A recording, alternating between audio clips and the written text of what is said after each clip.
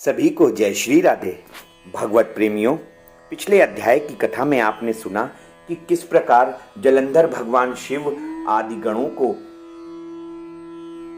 गंधर्व माया में डालकर माता पार्वती के पास पहुंच गया और किस प्रकार माता पार्वती वहां से अंतर्ध्यान होकर विष्णु भगवान से उसकी पत्नी को छलने का आदेश देकर चली गईं। आइए उसके आगे की कथा सुनते हैं इस 19वें अध्याय में। बोलिए श्री सद्गुरुदेव भगवान की जय। मातृदेवो भव पितृदेवो भव। बोलिए लाडली लाल की जय। राजा पृथु ने नारद जी से पूछा कि हे नारद जी, अब आप ये कहिए कि भगवान विष्णु ने वहां जाकर क्या किया तथा जलंधर की पत्नी का पतिव्रत किस प्रकार भ्रष्ट हुआ। नारद जी बोले कि हे राजन, जलंधर के नगर में पहुंचकर विष्णु जी ने उसकी पतिव्रता स्त्री वृंदा का पतिव्रत भंग करने का विचार किया। वे उसके नगर के उद्यान में जाकर ठहर गए और रात में उसको स्वप्न दिया। अब वैसे भी यही तो भगवान विष्णु की माया और विचित्रकार पद्धति थी। अब उनकी माया द्वारा वृंदा ने रात में स्वप्न देखा कि उसका पति नग्न होकर सिर पर तेल लगाए भैंसे पर चढ़ा हुआ तथा काले रंग के फूलों की माला पहने हुए है और उसके चारों ओर हिंसक जीव मंडरा रहे हैं। वह सिर मुड़ाए हुए अंधकार में दक्षिण दिशा की ओर जा रहा है। उसने नगर को अपने साथ समुद्र में डूबा हुआ इत्यादि बहुत से अशुभ स्वप्न देखे। तत्काल ही वह स्वप्न का विचार करने लगी। तभी इतने में ही उसने सूर्यदेव को उदय होते देखा तो सूर्यदेव में उसे एक छिद्र दिखाई दिया तथा सूर्य कांतिहीन था। वह समझ गई कि कोई जरूर से जरूर अनिष्ट होने वाला है और वह भयभीत हो रोती हुई छज्जे, अटारी तथा भूमि पर इधर उधर दौड़ती रही, पर उसे कहीं भी शांति प्राप्त नहीं हुई। फिर अपनी दो सखियों के साथ उपवन में विहार करने चली गई। वहां भी उसे शांति नहीं मिली। अब श्री विष्णु जी की ही माया से वह जंगल में निकल गई।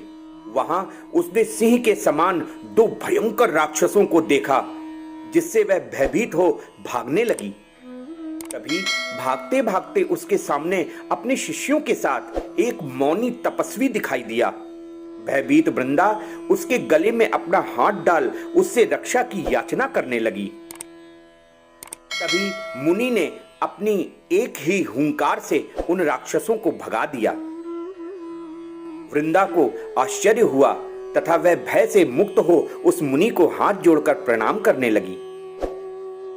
फिर उसने मुनि से अपने पति के संबंध में उसकी कुशल क्षेम का प्रश्न किया। तभी दो वानर मुनि के समक्ष आकर हाथ जोड़ खड़े हो गए और ज्यों ही मुनि ने भ्रुकुटी संकेत किया त्यों वे उड़कर आकाश मार्ग से चले गए और जलंधर का सिर और धड़ लिए मुनि के आगे फिर से आ गए। तब अपने पति को मृत हुआ जान वृंदा मूर्छित हो पृथ्वी पर गिर पड़ी और अनेक प्रकार से दारुण विलाप करने लगी। तत्पश्चात वृंदा ने उस मुनि से कहा कि हे कृपानिधे, आप मेरे इस पति को जीवित कर दीजिए। पतिव्रता वृंदा ऐसा कहकर दुखी हो रोती हुई मुनीश्वर के चरणों पर गिर पड़ी।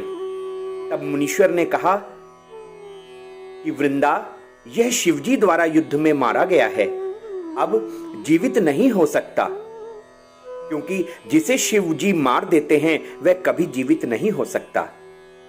परंतु शरणागत की रक्षा करना सनातन धर्म है। इसी कारण तुम पर कृपा करके मैं इसे अवश्य जीवित कर देता हूं। नारद जी ने आगे कहा कि राजन, वह मुनि साक्षात विष्णु ही थे जिन्होंने यह सब माया फैला रखी थी। वह वृंदा के पति को जीवित करके अंतर्ध्यान हो गए। अब उस मायावी जलंधर ने उठकर वृंदा को आलिंगन किया और उसके मुख को चूमा। वृंदा भी पति को जीवित हुआ देख अत्यंत हर्षित हुई और अब तक हुई सभी बातों को स्वप्न समझकर सब कुछ भूल गई। तत्पश्चात वृंदा सकाम हो बहुत दिनों तक उसी मायावी पति के साथ विहार करती रही। फिर एक दिन सूरत एवं संभोग काल के अंत में उसने उस मायावी पति के स्थान पर जब उन्हीं विष्णु को देखा तो सब कुछ समझ गई कि उसके साथ तो छल हो गया है।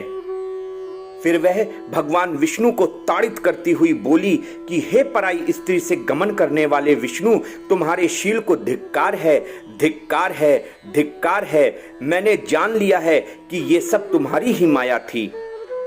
इस प्रकार कहकर कुपित पतिव्रता वृंदा ने अपने तेज को प्रकट करते हुए भगवान विष्णु को श्राप दिया कि तुमने माया से जो 2 राक्षस मुझे दिखाए थे, वही दोनों राक्षस किसी समय तुम्हारी स्त्री का हरण करेंगे। जो तुम्हारा शिष्य बना था वह भी तुम्हारा साथी रहेगा, और जब तुम अपनी स्त्री के विरह में दुखी होकर चारों ओर विचरोगे, उस समय वही 2 वानर तुम्हारी सहायता करेंगे। ऐसा कहती हुई पतिव्रता वृंदा अग्नि में प्रवेश कर गई। ब्रह्मा आदि देवता आकाश से उसका प्रवेश देखते रहे। वृंदा के शरीर का तेज पार्वती जी के शरीर में चला गया। पतिव्रत के प्रभाव से वृंदा ने मुक्ति प्राप्त की। भगवत प्रेमियों, 19वें अध्याय की कथा यहीं पर समाप्त होती है। मैं अब आगे क्या कहूं। कार्तिक मास की महिमा तो अनंत है। कार्तिक मास में भगवान श्री राधा दामोदर जी के चरणों का ध्यान करना चाहिए। कार्तिक मास में खूब नाम जप, खूब पूजन, खूब भजन करना चाहिए। दामोदर अष्टकम का पाठ करना चाहिए।